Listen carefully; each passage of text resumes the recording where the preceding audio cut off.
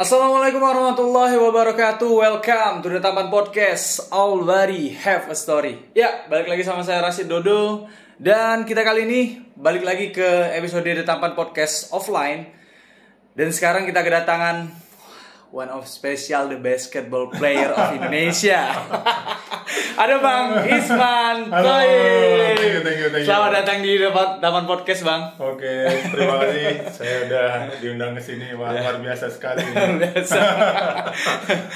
For your information, untuk sahabat-sahabat Tampaners, Bang Toyib ini selain lagi ada di Palembang, sekarang lagi membela tim The Tampans juga di kejuaraan Sriwijaya Basketball Competition. Yeah. Dan malam ini, tepatnya malam ini, kita akan melaksanakan pertandingan final. Mohon doanya untuk sahabat-sahabat Tampaners, biar The Tampans semoga menang dan mendapatkan hasil yang maksimal di kejuaraan ini. Semoga kita menang hari ini. Amin. Apa kabar Bang Toyib? Baik. Terima kasih sudah hadir di Tampan Podcast. Suatu kehormatan bagi Tampan Podcast kehadiran Bang Toyib di sini. Wah, terima kasih. Saya juga terima kasih udah diundang sini, bisa tahu istilahnya mungkin animu basket di Palembang. Ya. Soalnya saya udah lama nggak di Palembang. Terakhir tahun berapa Bang ke Palembang? Tahun terakhir tuh pas waktu saya main NBL ya mungkin 2012. Oh 2012 ya. Mungkin 2012. Pas waktu di PSYC pada saat itu ya. Iya, gitu. Abang waktu itu masih di Stapak ya Iya, masih di Aspak. Di Aspak ya. Di Aspak ya. Aspaknya. Gitu. Nah, yang membuat mungkin penasaran banyak sahabat-sahabat Tampaners nih Bang. Gimana sih awal basketnya Bang Isman Toyib sendiri itu gimana sih, boleh ya Bang ceritain? Waduh. Kalau awal mula basket itu sebenarnya kalau dari basic keluarga itu nggak ada yang ini ya, maksudnya buat suka basket gitu. Saya sendiri kalau dihitung mulai basket itu dihitung bisa dibilang terlambat gitu loh. Kenapa? Saya baru mulai itu baru lulus SMA. Oh, gitu. Baru mulai lulus SMA. Baru mulai dari nol itu lulus SMA. Tapi karena mungkin dapat istilahnya motivasi yang luar biasa, terus ada keinginan lebih itu ya alhamdulillah bisa jadi pemain nasional gitu. Jadi awal mulanya itu waktu SMA STM. Dulu saya STM di Klaten di Jawa Tengah. Itu saya udah tingginya tuh udah sekitar 192 gitu loh. 192 ya, SMA. Tapi belum ikut olahraga, sebelumnya sih ikut sepak bola. Karena nggak punya sepatu berhenti karena nggak ada size-nya sepatu sepak bola. Karena sepak bola nggak ada size. Terus ikut bola voli juga ikut bisa, tapi karena nggak ada sepatu juga nggak jadi juga. Udah akhirnya ya sampai lulus sekolah itu ini saya benar-benar udah nggak ada nggak ada kegiatan. Jadi kegiatan saya itu membantu orang tua di sawah gitu, bikin batu bata merah gitu.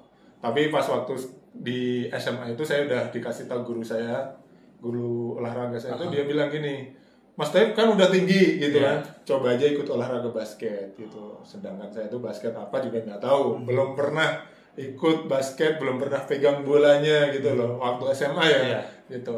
Tapi ya udah selang jalannya waktu itu udah lulus, saya ketemu sama mantan ya, maksudnya guru yang mengajar saya di STM itu. Dia bilang, Mas Toib gimana basketnya? Bilang gitu. Wah, basketnya, maaf Pak, saya nggak ikut basket.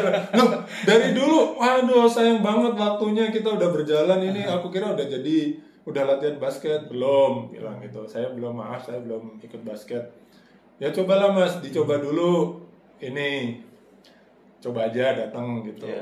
Ya karena saya menghormati dia, saya juga mungkin pengen tahu basket itu kayak apa gitu. Saya datang dulu ada tiap sore itu ada di klub kecil di Klaten itu, Semangat Kita namanya. Gitu. Dia tiap sore itu di depan SD Kristen itu kan ada semacam ya lapangan yang buat upacara itu, tapi di samping-sampingnya itu ada ring basket. Jadi tiap sore itu ada buat latihan. Nah, di situ. Tapi saya datang, yang datang itu nggak ada yang gede-gede. Yang datang tuh cuma anak TK, anak SD, aduh, anak SMP. Saya belajar itu benar-benar baru datang itu saya bilang, saya ini disuruh sini sama ini guru olahraga saya, suruh ikut sini, ikut belajar basket. Oh iya nggak apa-apa. Wah tinggi banget pelatihnya, udah seneng kan ada tinggi udah. Sekarang kan nyari orang tinggi kan susah gitu. Jadi saya ikutin. Saya juga hampir sebenarnya malu sih gitu loh. Saya udah lulus SMA, tapi latihannya sama anak TK. Jadi ada perasaan gimana? Kok latihan sama anak TK? Iya. Terus diajarin belajar dribble, belajar ini. Udah, saya datang kan itu latihan seminggu 2 kali. Saya datang sekali. Besoknya nggak datang, disamperin lagi sama temanku. Ayo datang lagi, saya nggak mau. Soalnya kan karena ya kita beda jauh latihannya gitu. Selang berapa bulan ada pelatih itu mantan pemain nasional, dulu juga senior saya bukan senior saya, dia istilahnya alumni atau bekas pemain dari Aspak gitu loh. Dari Aspak. Asaba dulu, sebelum Aspak tuh ada Asaba. Asaba ya. Itu dia datang ke Klaten bantuin buat melatih. Tapi dikasih tahu teman-temanku tuh, coach di sini tuh ada pemain tinggi, tapi jarang datang dia bilang. Loh, tinggi berapa bilang itu? Ya 190-an lebih, hampir 2 meter dia bilang. Mana orangnya bilang itu? Orangnya nggak datang gitu. Dia paling kemarin sih latihan sempat sekali atau 2 kali, tapi habis itu nggak mau balik lagi gitu. Ya udah, besok pas saya kesini bawa kesini orangnya gitu. Lah, barulah saya dijemput karena dia udah jauh-jauh dari Magelang, pengen tahu saya dijemput. Ya karena saya dijemput, ya saya mau nggak mau ikut sama temanku itu, ya ikut. Sampai dijemput tuh bang? Sampai ke rumah ya? Soalnya saya emang nggak mau latihan gitu loh. Soalnya karena ya orang tua saya pasti nggak ngizinin pasti. Soalnya kan kalau habis pulang sekolah dulu sebelum saya lulus kan. Pulang sekolah habis bantu orang tua di sawah. Apalagi kalau sekarang ini saya harus dari pagi bantu orang tua saya di sawah gitu loh. Soalnya kan buat biaya adik-adik sekolah, terus buat makan kebutuhan tiap hari gitulah gitu. Ya, sampai dijemput, terus saya ke lapangan itu ditanya, "Umur berapa?" bilang itu. Saya lulus SMA. Wah, udah tinggi ya. Waduh, sayangnya kalau nggak bisa main basket bilang gitu. Saya juga nggak apa-apa, aku bilang orang saya emang nggak tahu basket gitu loh. Terus habis itu kan saya bawa sepatu, itu ya udah sekarang kamu pegang ring. Sama dengan teman-teman yang masih anak SD, anak TK, itu SMP gitu, saya pegang ring itu dengan tinggi segitu, saya pegang ring aja nggak bisa. Pada saat itu ya bang? Iya, padahal udah tingginya udah di atas 190-an.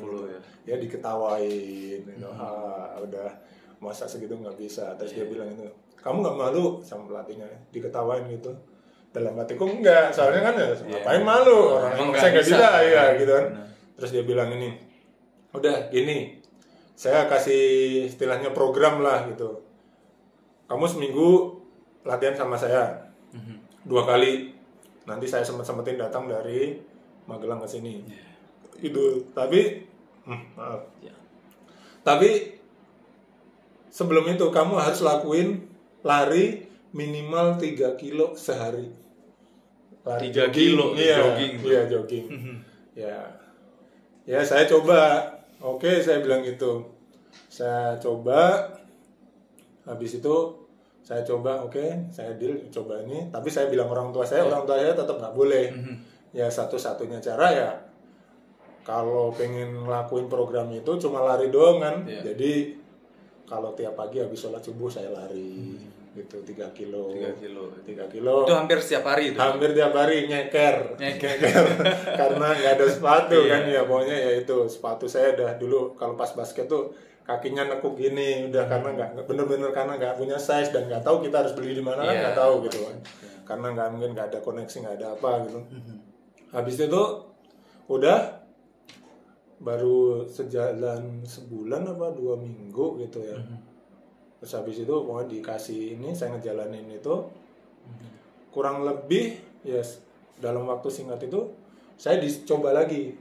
Sekarang coba kamu ini pegang ring gitu. kalau kamu ngikutin program saya suruh lari 3 kilo sehari gitu, kamu pegang ring. Ternyata saya pegang ring bisa. Wah. Itu dalam proses 1 bulan. Iya, kurang lebih 1 bulan. Wah, itu seneng banget. Wah, semua pada ternyata bener ada ini dari pelatihnya. Oh, berarti kamu ada kemauan. Sekarang kamu pegang bolanya. Sekarang kamu coba dang, bilang gitu. Saya belum diajarin layup. Belum diajarin layup kanan, layup kiri, itu kan basic banget, tapi saya belum diajarin itu. Saya cuma pegang bola suruh ngedang. Nggak bisa juga diketahui. Coba lagi. Bener-bener sampai nggak bisa. Udah. Sampai pernah saya benar-benar pengen ngebuktiin ke pelatih itu, wah meskipun saya harus yakin bisa, bilang gitu. Pokoknya saya latihnya saya tambahin, program larinya saya tambahin. Ditambahin dari yang 3 kilo jadi berapa kilo? Ya kurang lebih 5 kilo. 5 kilo. Udah. Pokoknya kalau pagi ini sore tambahin lagi gitu. Jadi kalau di sawah itu kita biasanya pergi kalau sampai azan maghrib itu baru pulang. Aku sendiri aku akalin, pokoknya lebih aku cepetin. Gitu. Jadi kita istirahatnya 3 kali 3 kali, saya istirahatnya 2 kali lah, bilang itu. Harus yang penting saya bisa ini.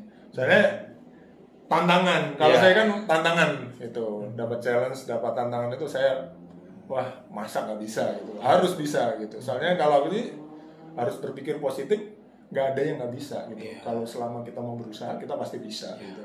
Dari situ ya udah akhirnya saya bisa ngedang, tapi bener-bener ini ring di ring cuma ini nggak bener-bener di atas ini, cuma pas-pasan lah. Habis itu pelatihnya cuma bilang gini, oh iya kamu bisa, besok minggu depan saya ajak jalan-jalan ya, bilang gitu. Jalan-jalan kemana? Jalan-jalan ke Jakarta, bilang gitu.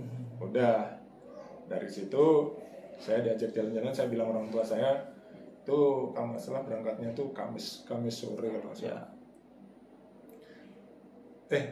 Kamis sore datang, terus pagi saya udah ikut latihan.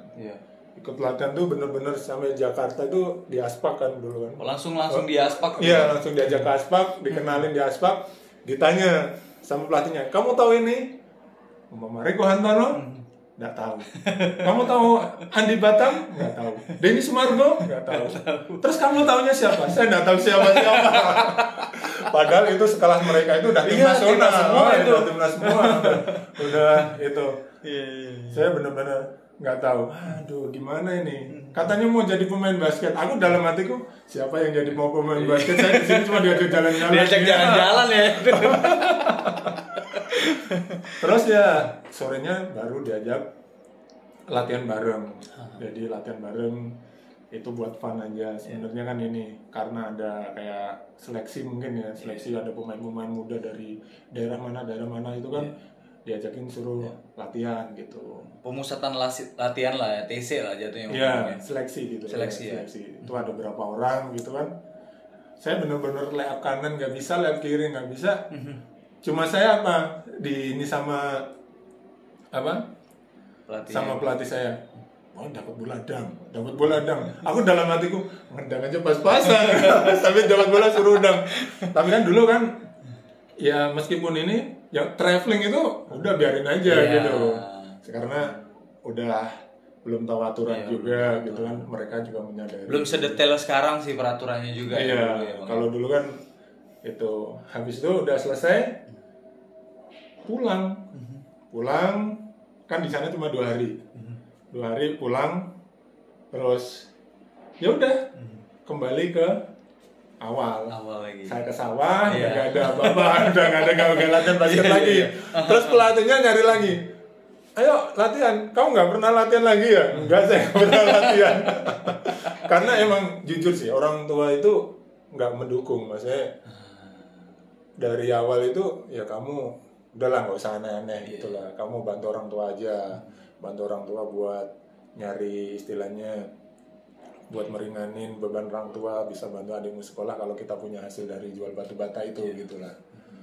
Itu selang 2 minggu dipanggil lagi ke Jakarta. Ya, dipanggil lagi ke Jakarta itu buat mungkin tes fisik atau tes kesehatan lah gitu, dicek apakah ada anatomi tubuh kita yang mungkin kelainan apa enggak, sehat apa enggak gitu kan ada. Kalau kita atlet-atlet itu pasti ada kayak gitu.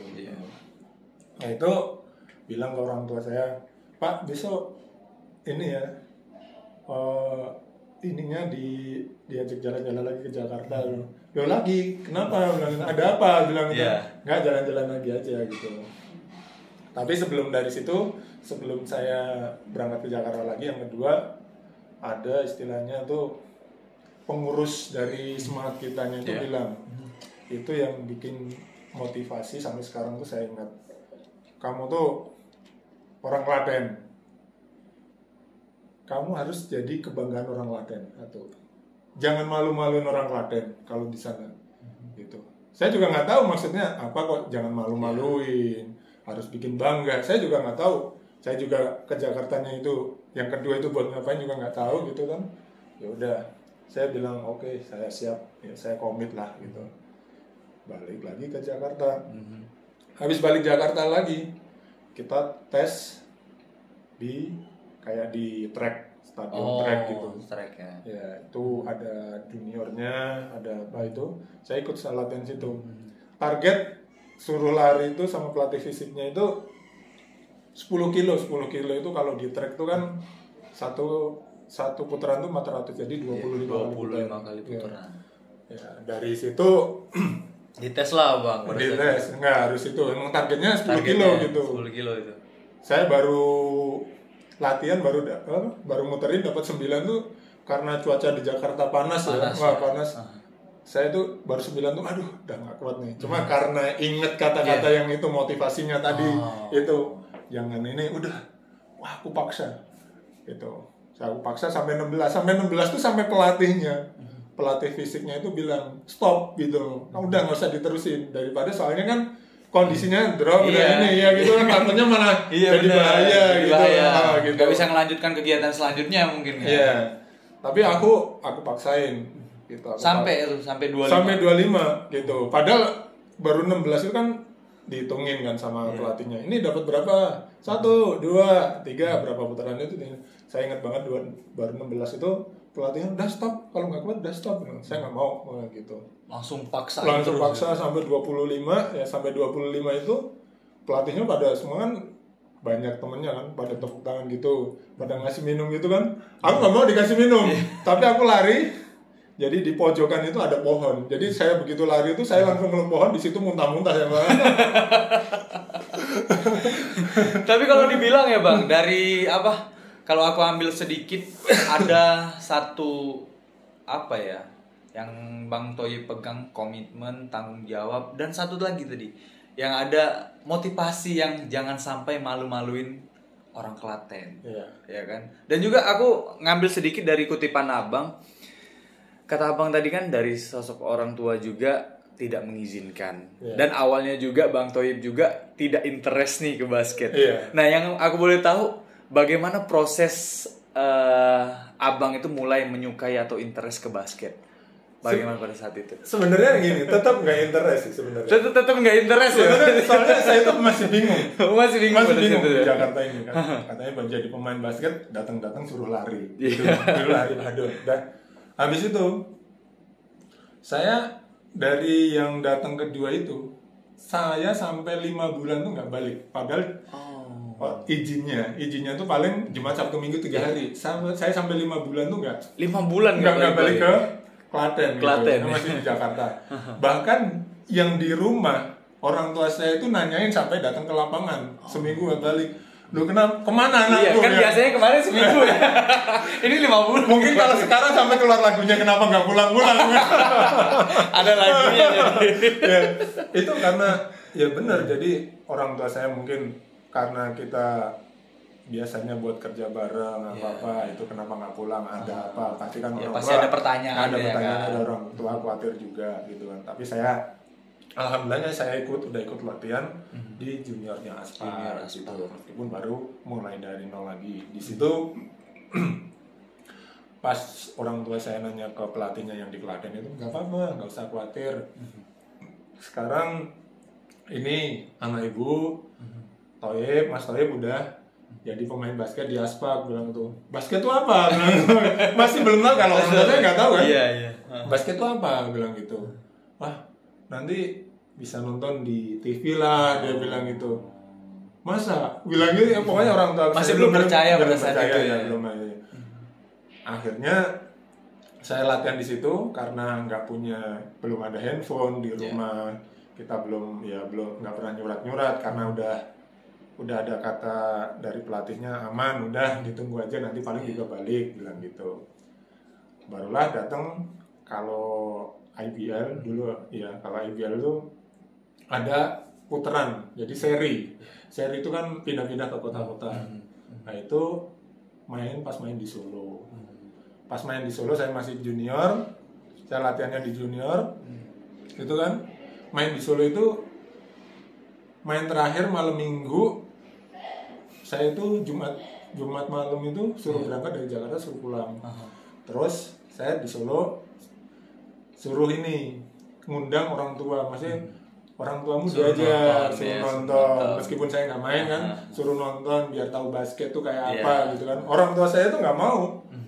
Tetap nggak mau. Udah nggak usah lah, maksudnya karena kita ke Solo kan butuh biaya juga. Terus kalau kita nonton bareng-bareng kan mungkin dari bensin, mungkin dari kita makan, jajan gitu kan. Ya karena kita maksudnya orang yang menengah ke bawah lah dulu saya gitu. Sempat saya cerita sampai karena kita nggak punya itu, kita goreng satu telur, kita pakai teflon apa pakai wajan itu dibikin selebar mungkin gitu. Jadi nanti dipotong, dibagi-bagi jumlah anaknya itu gitu. Itu benar ya, emang kejadian kayak gitu. Ya, gitu. Jadi kayak gitu karena kita ya benar-benar saking nggak ada gitu loh. Tapi saya bilang udah nanti bensin saya ngasih gitu. Terus nanti jajan juga yang saya kasih. Meskipun saya belum ada menghasilkan kan, saya mungkin bisa minjem atau senior saya yang penting mau datang. Alhamdulillah dengan mau datang kaget dia masuk gor di Bhinneka Sritek itu itu full karena musuhnya itu kan tuan rumah. Bhinneka Sritek itu ya Aspak sama Bhinneka kan dulu sama-sama tim besar kan itu jadi benar-benar timnya tim gede yang di Solo kan tim ini juga tim favorit Solo juga. Jadi pas di situ tuh gornya penuh. Gimana skornya gini gitu. Orang tua saya tuh seneng banget, waduh, masa anakku nanti bisa ditonton kayak gini, bilang gitu kan. Udah langsung habis dari situ karena nonton seneng, udah akhirnya ketemu, ya udah besok nggak apa-apa kamu main basket, bilang gitu. Akhirnya mendapat restu dari orang tua. Setelah kurang lebih 6 bulan tadi. Iya, padahal kan nggak ketemu kan 5 bulan nggak ketemu gitu kan. Ya begitulah ceritanya. Mungkin dari orang tua nggak suka jadi suka karena suka. Mungkin kan jadi kebanggaan juga kalau bisa main gitu kan. Nah dari situ saya ini juga pas main itu ketemu sama pelatih saya yang melatih di pelatihan itu juga. Kamu udah latihan kurang lebih 5 bulan di Aspak. Waktu itu berjalan terus dan semakin cepat gitu. Kamu saya target 2 tahun harus timnas. Gimana caranya kamu harus timnas? Sedangkan dalam hatiku ya maksudnya tanda tanya besar gitu loh. 2 tahun harus timnas. Pemain saya senior saya itu pemain nasional semua gitu. Sedangkan saya belum main, belum dapat jam terbang. Tapi saya yakin gitu loh. Dia bilang kalau ada senior tanya bagaimana caranya sukses gitu kan. Gitu.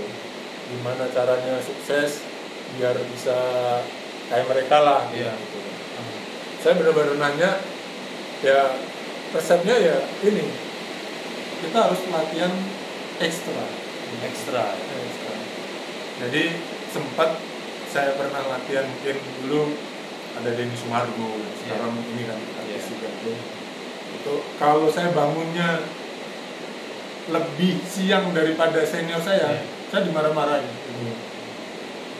Jadi gimana bisa ngejar ya? Gitu, ibarat kita tangga, seniornya tidak 5 atau 6 tangga di atas kita gitu. Kalau kita sama-sama senior kita dapat 1 tangga, kita 1 tangga sampai kapan kita bisa ngejar? Gitu. Kita tidak bisa melewatinnya kan? Iya. akhirnya dari situ dapat dari motivasi harus timnas. Terus dari senior juga ngasih ultimatum, kalau kamu pengen sukses kamu harus kerja keras gitu. Yang pasti tantangan gitu. Cuma kan kadang yang susah itu kan melawan hati kita. Iya, gitu. diri sendiri sih bang. Iya, itu yang susah. Gitu. Melawan diri sendiri itu sangat susah sih. Bener, sampai senior saya itu bangun jam 5 pagi, saya habis sholat subuh, udah pakai sepatu. Senior saya ada tiap pagi kan ada loper koran, lempar pagar, dia baca, suruh bikinin kopi mbaknya kan. Udah pakai sepatu, kamu skipping, ditungguin.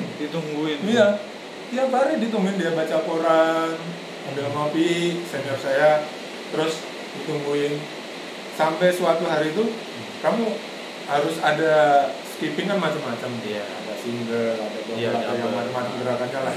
Sampai double itu saya digerakin dari nggak bisa sampai bisa sehari itu juga. Dalam hari itu juga. Iya gitu. Ini caranya.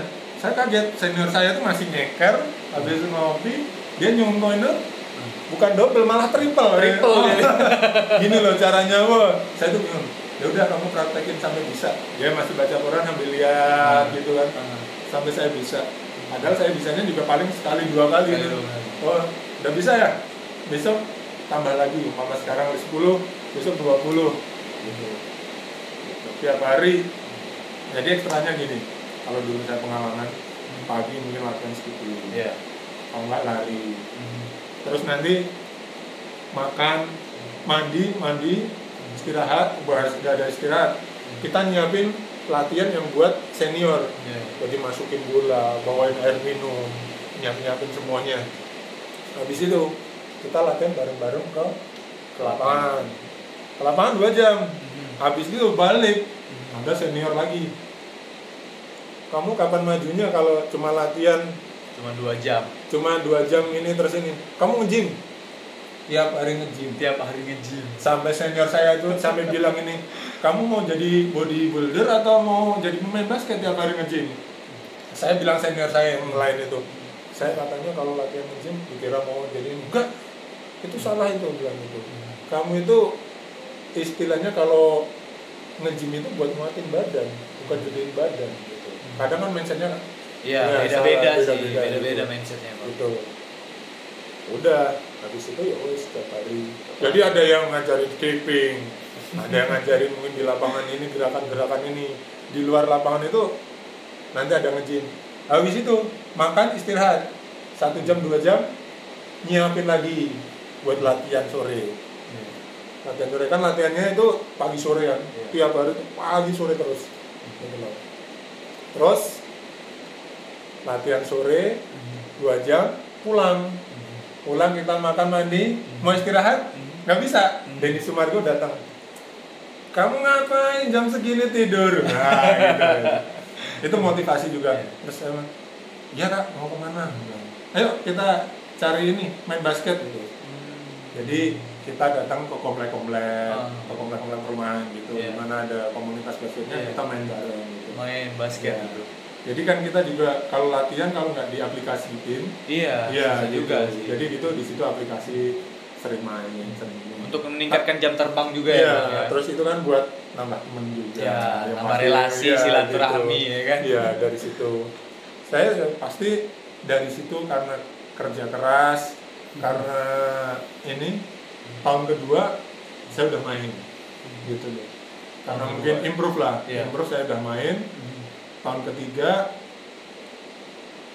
kan ini saya kan ditarget 2 tahun kan, tapi kalau 2 tahun timnas kan nggak mungkin. Tahun ketiga saya main basket, selama main basket saya di sekolah di Filipina.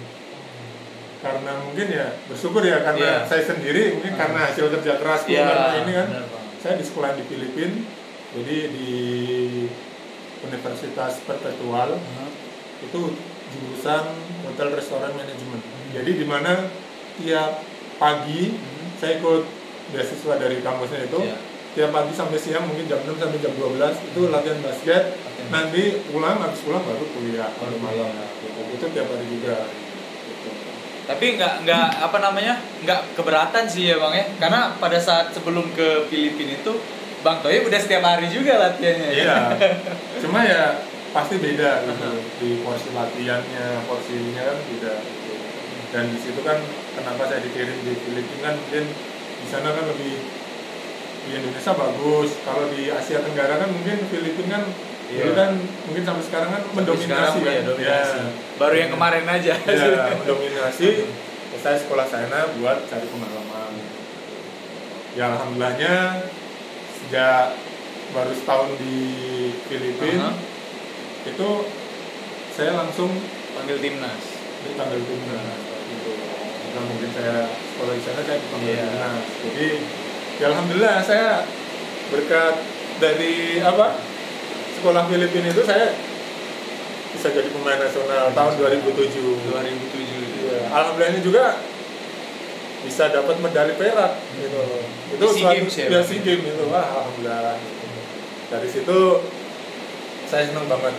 Terus habis itu saya jadi pulang, habis pemain timnas tuh ditanya, sebelum timnas itu ditanya, kamu mau pemain nasional atau nerusin kuliah? Bilang gitu sama bos saya yang di Aspak itu, Bos Irawan Haryono. Terus dia bilang, saya mau timnas. Kalau saya ada kesempatan timnas, saya coba timnas gitu. Soalnya kesempatan nggak datang dua kali. Dari situ alhamdulillah saya seleksi timnas, saya pilih gitu. Dan alhamdulillah dapat medali perak juga gitu. Selang setahun, nah itu ada yang karena prestasi itu ada bukan PNS. Bukan PNS itu ada teman saya itu udah daftar duluan gitu loh, di Kemenpora tuh udah daftar duluan. Saya dikasih tahu, "Wes daftar Pak," bilang gitu. Terus ya masuk. Terus tahun keduanya saya 2009 tuh daftar PNS. Alhamdulillah keterima. Jadi ya itu mungkin udah rezeki saya gitu. Udah dapat timnas, dapat medali perak. Terus rewardnya saya daftar PNS bisa. Iya langsung gitu. Dari situ karena reward saya jadi pemain PNS. Dari pemain nasional saya jadi PNS. Sekarang saya di Dinas Pemuda Olahraga dan Pariwisata Provinsi Jawa Tengah. Di Semarang. Sangat-sangat lengkap sekali ya informasi yang didapatkan dan juga ilmu yang diajarkan oleh atau di sharing oleh Bang Thoyib ini. Kalau Dodo sih lihatnya satu sih Bang, kalau misalnya kita ada kegigihan, kerja keras dan pantang menyerah, mungkin semuanya itu bisa kita itu ya Bang. Iya pasti. Yang pasti lagi semuanya itu ditambahin dengan positive thinking. Gitu. Jadi kalau kita mau gigih, mau apapun itu, kalau kita nggak positive thinking, dulu saya pernah kayak gitu, saya kerja keras, saya ini, cuma kok nggak pernah dimainin gitu, nggak pernah dimainin, kapan saya bisa maju, kapan bisa ini gitu. Tapi karena senior saya ini dia bilang, kamu tuh jangan cepat putus asa, ini tuh membangun karakter mental kamu kuat apa enggak, bilang gitu. Saya coba, oh ya udah saya jalani. Oh ternyata benar, sampai sekarang tuh jadi kayak mindset. Segala sesuatu itu kita jangan berpikir negatif gitu. Kalau kita mindset kita udah positif, hasilnya pasti positif gitu. Setuju. Ya kalau misalnya apa yang kita terjadi dalam hidup kita itu berdasarkan mindset kita sih Bang ya. Benar. Kalau misalnya kita mikir negatif, ini bakal hasilnya bakal negatif. Iya. Dan kalau sebaliknya kalau kita mikir positif, insya Allah mudah-mudahan hasilnya positif. Ya, apalagi ditambah kalau kerja, istilahnya kalau basket kan buat kerja dulu. Ya, maksudnya kita benar-benar yang serius, sungguh-sungguh gitu loh. Terus istilahnya tuh kalau orang kerja tuh punya 3 prinsip gitu. Kalau orang Jawa ya, bener, urup, janji gitu loh. Kalau bener ya benar-benar serius, kita harus nggak boleh bohong, ya jujur ya gitulah. Urup itu ya mungkin hasil yang mengikuti gitu loh.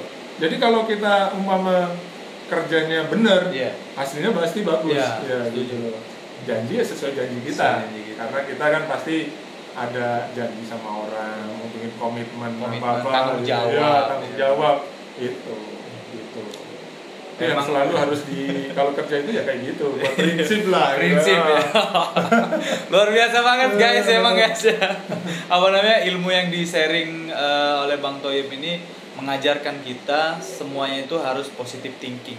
Walaupun kita dengan kerja keras segala macam dan lain sebagainya, kalau kita tidak positive thinking tidak ada artinya juga ya. Iya.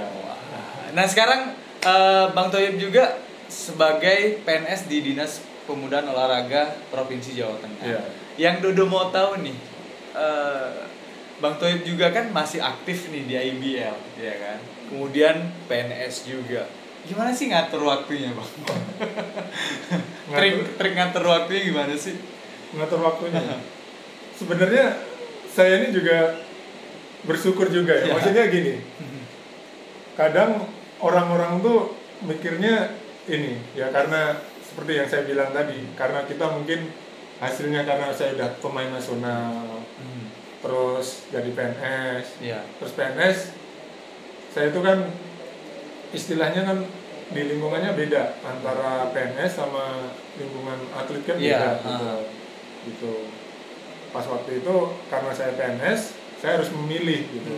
Wah, ini saya udah PNS, saya harus bisa memilih. Kalau milih basket, ya pasti saya kehilangan PNS saya. Itu bukan maksudnya saya nggak bisa fokus, maksudnya kehilangan tuh nggak bisa fokus. Sedangkan waktu kan berjalan terus gitu loh.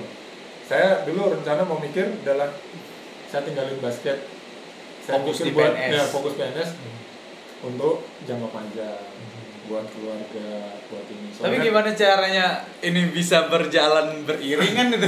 Dari situ ini.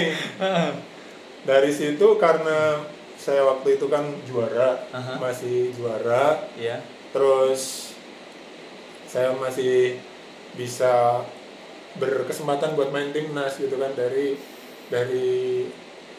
PP Perbasi itu ini ngirim surat ke Bapak Gubernur gitu, Bapak Gubernur Jawa Tengah, Bapak minta tolong ini saudara Ismanto itu diizinkan buat main basket lagi di Liga Pro.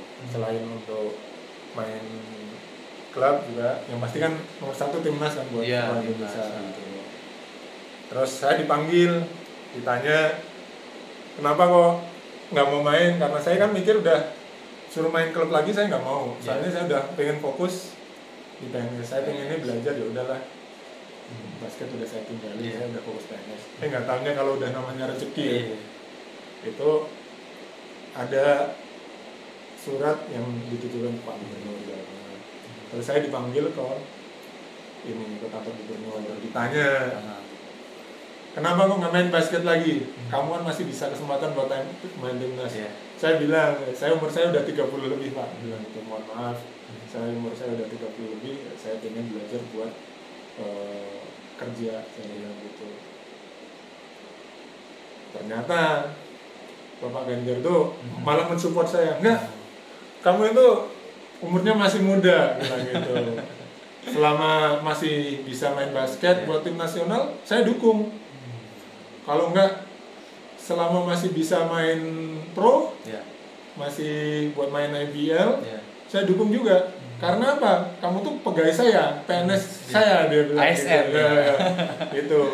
Jadi nanti saya ngizinin, bilang gitu. Kalau perlu nggak usah ngantor, gitu. Malah Pak Gubernur bilang gitu. Ya saya bilang alhamdulillah. Gitu. Dari situ setiap saya izin, saya izinnya langsung ke Pak Gubernur. Karena yang pasti Bapak Gubernur Jawa Tengah, Bapak Haji Ganjar Pranowo itu mendukung saya buat main di Liga Pro. Gitu. Selain bekerja sebagai ASN gitu. Emang benar-benar disupport oleh pemerintahan di sana ya? Iya. Provinsi di sana. Disupport banget oleh Bapak Gubernur lah. Iya. Tapi dibalik itu semua, sahabat-sahabat Tampaners, perjalanan Bang Isman Thoyib ini tidak mudah. Ya kan, tadi sudah panjang kita dengar ceritanya Bang Isman Thoyib. Dari awal banget itu membutuhkan suatu perjuangan, balik lagi ya Bang ya. Perjuangan yang sangat tidak mudah kalau Dodo bilang. Nah, ada pertanyaan selanjutnya mungkin Bang. Tadi udah terjawab yang gimana bagi waktunya untuk basket dan PNS. Kemudian ada satu pertanyaan yang mungkin detail di dalam hati Rasid pengen tanya. Sebenarnya motivasi terbesar Bang Isman Thoyib untuk bermain basket itu apa sih? Motivasi terbesarnya? Motivasi terbesar sih yang pasti saya pasti kan pengen istilahnya mengangkat derajat keluarga. Saya pasti pengen itu. Dari kecil saya melihat orang tua saya itu udah susah dari cara istilahnya memberikan makan sama keluarga saya karena cuma petani gitu kan. Itu saya berusaha gimana saya bisa membantu orang tua satu. Terus saya tuh pengen motivasi banget itu, saya pengen istilahnya menghadiahi, kalau enggak bisa memberangkatkan haji orang tua. Itu motivasi terbesar saya itu sebenarnya gitu loh. Gitu. Makanya mulai dari awal saya nabung, saya ini dimana saya orang tua saya itu bisa naik haji gitu loh waktu itu. Gitu. Alhamdulillah itu tahun 2006 itu pas saya di Filipina itu tabungan saya udah cukup, saya baru bisa naikin haji orang tua yang bapak saja gitu. Tapi habis ini selang 2 tahun ibu saya ya, gitu. Itu motivasi terbesar saya pasti. Terus saya itu juga seperti yang dipesenin sama istilahnya pelatih saya dulu yang di Klaten, jadilah kebanggaan Jawa Tengah, jadilah kebanggaan Klaten, jadilah kebanggaan Jawa Tengah seperti yang diperintahkan oleh Pak Gubernur gitu. Makanya sampai sekarang tuh saya berusaha mau main dimanapun, saya berusaha supaya saya itu bisa berkontribusi itu istilahnya kan, yang memberi hasil lah yang terbaik lah. Mungkin ya alhamdulillah saya udah juara 6 kali di IBL gitu. Terus bisa masuk PNS juga. Timnas berapa kali langganan ya kan. Gitu, ya. Begitulah pasti kan, kalau buat istilahnya kebanggaan Indonesia udah pasti lah gitu. Itu kan siapa sih yang nggak mau, istilahnya nggak mau jadi orang yang bisa berkontribusi untuk negara kita gitu loh. Gitu. Mungkin jadi cita-cita semua pebasket ya. Iya gitu. Nah, mungkin panjang lebar yang diceritain oleh Bang Isman Thoyib ini kita ambil pelajarannya. Setiap orang itu berarti punya mimpi ya Bang ya. Dan tidak menutup kemungkinan semua orang punya mimpi. Benar ya Bang? Iya, pasti. Semua orang punya mimpi. Nah, di balik itu Bang, Rasid mau tanya nih, kalau misalnya nih Bang, abang kan Bang Isman Thoyib juga kalau boleh dibilang berasal dari daerah. Iya. Kalau misalnya nih Bang, ada the next Bang Isman Thoyib dari daerah-daerah juga ingin terjun ke liga profesional, apa bekal yang harus dibawa menurut Bang Isman Thoyib? Banyak sih sebenarnya. Gak apa-apa sih. Sebenarnya banyak. Kalau umpama dari daerah-daerah, mungkin yang sekarang mungkin dari belajar basket, baru belajar, kita harus yang pasti kerja keras. Nah, kerja keras itu harus wajib. Terus kita harus punya target tuh. Jadi kalau umpama basket gitu kan, kita tuh harus tahu, maksudnya jangan cepat puas gitu. Jadi bekal kalau fisik harus, skill harus gitu kan.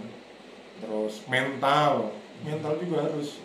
Jangan sampai banyak pemain bagus, tapi kalau kita udah naik ke next level, mungkin dari Liga Divisi atau naik ke IBL itu mentalnya udah beda. Kena mental jadi. Iya, pressure-nya kan udah beda. Iya, pressure-nya emang sih. Atmosfernya tidak bisa ini gitu lah.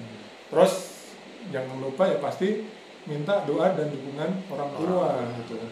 Sampai sekarang, sampai ini kunci sukses saya juga. Salah satu kunci sukses saya selalu menghubungi orang tua saya tiap hari gitu. Meskipun saya nggak bisa ketemu, saya berusaha tiap hari itu saya nelfon orang tua saya.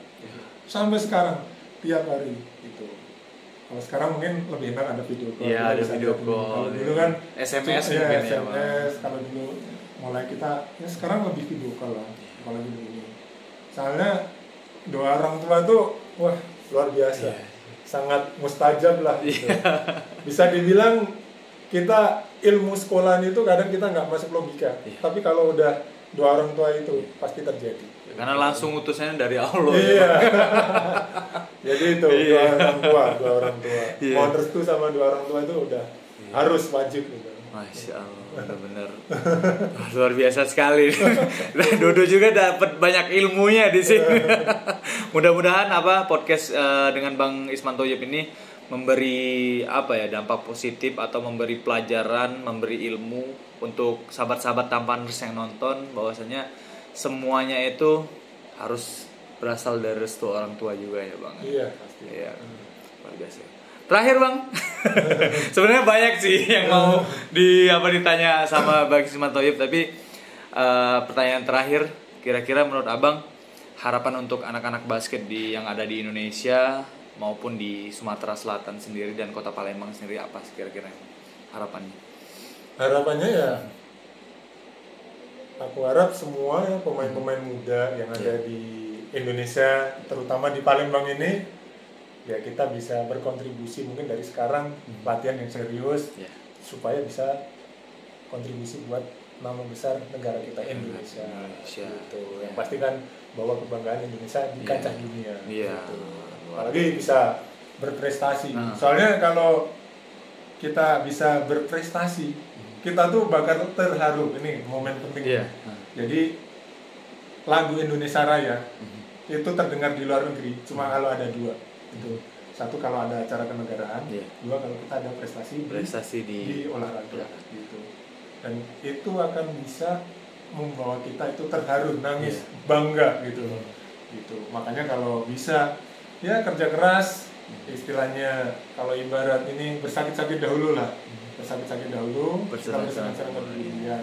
Siapa tahu saya doakan buat semua pemain basket di Indonesia, terutama di Sumatera Selatan, di Palembang ini, semuanya bisa sukses, berkembang, dan bisa berkontribusi untuk Indonesia. Wah, luar biasa sekali. Mudah-mudahan di The Taman Podcast ini kita tempatnya berdoa sih Bang ya. Mudah-mudahan dari sahabat-sahabat Tamaners juga yang menonton ada the next Bang Isman Thoyib selanjutnya. Amin. Pokoknya thank you Bang sudah di Taman Podcast, sudah sharing ilmunya. Kalau misalnya ke Palembang lagi, siap ya kita ngobrol-ngobrol. Siap. Oke sahabat-sahabat Tamaners, itulah podcast kita dengan Bang Isman Thoyib. Semoga memberikan dampak positif dan juga memberikan pelajaran ilmu share untuk menjadikan menghasilkan juga ada the next Bang Isman Thoyib yang selanjutnya. Oke sahabat Tamaners, jangan lupa like, comment, and subscribe dan nantikan episode The Tampan Podcast yang lainnya. The Tampan Podcast, all body have a story. Thank you. See you. Thank you Bang Isman. Thank you.